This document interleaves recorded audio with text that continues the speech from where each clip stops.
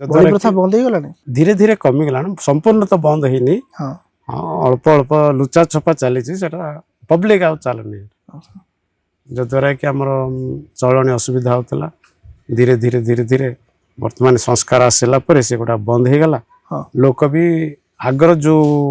ସଂସ୍କାର ଥିଲେ ସେଇଟା ଥିଲେ ଆଜି ପର୍ଯ୍ୟନ୍ତ ଆଉ ସଉରା ନଥାନ୍ତା ଆଜି କୁସଂସ୍କାର ଆଉ କୁପ୍ରଥା କଥା କହିଲେ ଦିଟା ଜିନିଷ ଆସେ ଆଖି ଆଗକୁ ଆଜ୍ଞା ଗୋଟେ ହେଲା ବିଧବା ପୂର୍ଣ୍ଣ ବିବାହ ହୁଁ ଆଉ ଗୋଟେ ସତୀଦାହ ପ୍ରଥା ହୁଁ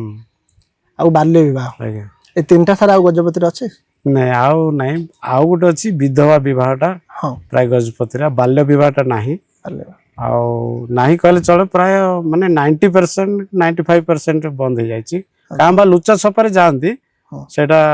ଆଉ କହି ହଉନି ହଁ କିନ୍ତୁ ବିଧବା ବିବାହଟା ଅଛି ଯଦି ବହୁତ ବର୍ଷର ବିଧବା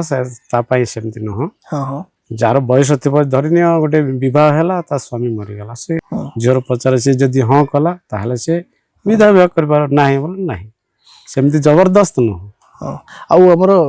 ଯୌତୁକ ପ୍ରଥା ଅଛି ଯୌତୁକ ପ୍ରଥା କିଛି ନାହିଁ ଯୌତୁକ ପ୍ରଥା କିଛି ନାହିଁ ଆଉ ବାପା ମା ଚାହିଁଲେ ସେଟା ଅନ୍ୟ ଦିନରେ ଏମିତି ଦିଅନ୍ତି କିନ୍ତୁ ସେଟା ଯୌତୁକ ପ୍ରଥା ଏତେ ଡିମାଣ୍ଡ ନାହିଁ ଆମର ହଁ ହଁ ସେଟା ଖୁସିରେ ଯେ ଯାହା ଦେଲା ହଁ ଉପହାର ହିସାବରେ ଦେଲା